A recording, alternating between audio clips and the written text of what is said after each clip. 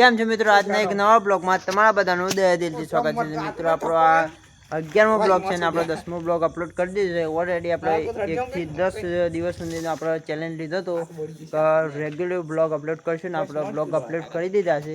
અને અત્યારે તો જોઈ શકો છો આપણા ભાઈબંધો જો તાપણી કરવા બેસી ગયા છે અને ફીફા આરામ છે. કોઈ ઇન્સ્ટાગ્રામ ફેદે છે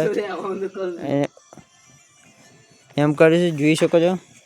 આપણે તાપણી ચાલુ થઈ છે અને આજ તો લાકડો નતા ઘેરથી કોથળો લઈને આવ્યા હતા. કોથળો હળગાવ્યો છે મેહુલભાઈ, એક ફ્રેન્ડને આલ્યો છે.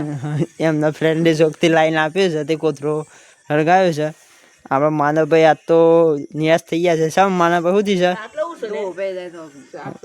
દુઓ પે જાય છે આંખમાં અને પાછળ આ કૂતરું બેસી છે જોઈ શકો છો. બાકી આપણે આજ તો ગોપાલભાઈ તો જઈને આવ્યા છે એટલે ઠરી ગયા છે બરોબર ના, એટલે આપણે તાપણી કરવા બેસી ગયા છે.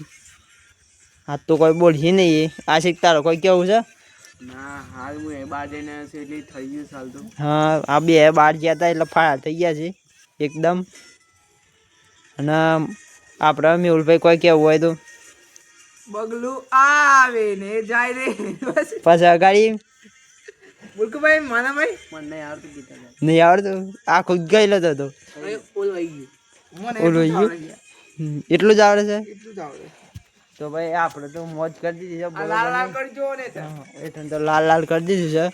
અમને ચલાવ ભાઈ ફોન ને ચલાવો ને ચલાવી દીધું. બહુ પડે છે તાપુ હોય તો આવી જાવ. હા ઠંડી બહુ પડે છે એટલે તાપો આવી જાવ. માનવભાઈ ને એવું છે. હા બગલું આવીને જાય રે પછી અગાડી એટલું જ આવડે છે વાંધો.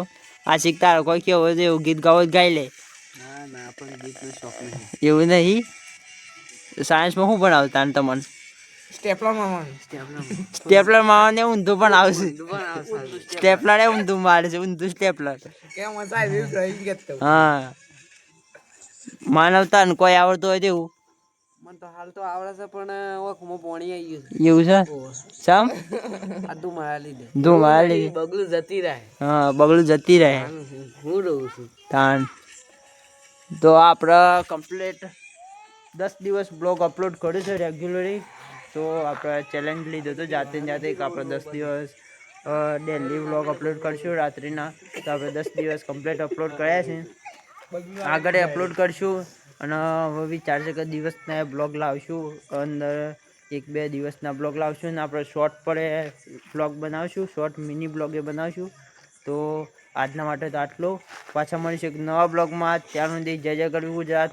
પાછા મળીએ.